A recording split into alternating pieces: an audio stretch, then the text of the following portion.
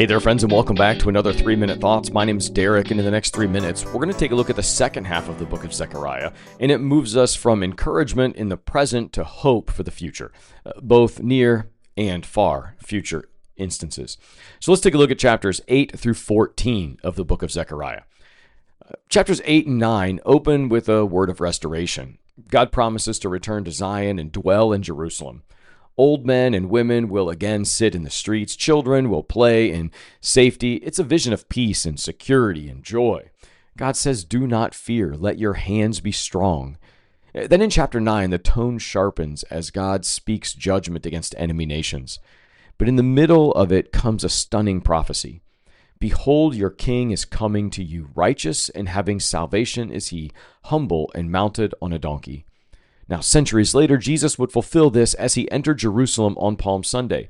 This should have been the clue that the king they were going to get was not the one they were expecting the most, but the one they needed the most.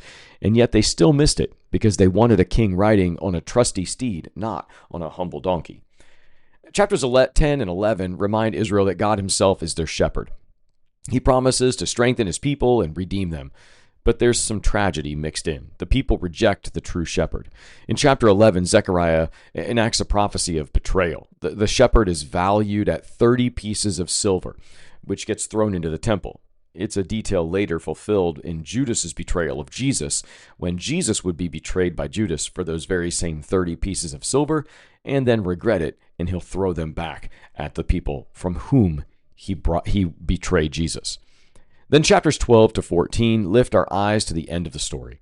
God's promises to make Jerusalem strong, but more importantly, he promises to pour out a spirit of grace and pleas for mercy, so that his people will look on the one they have pierced and mourn for him. This is a direct correlation to the crucifixion of Jesus.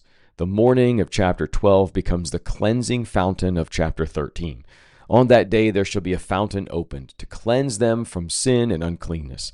That fountain flows from Jesus' death and resurrection.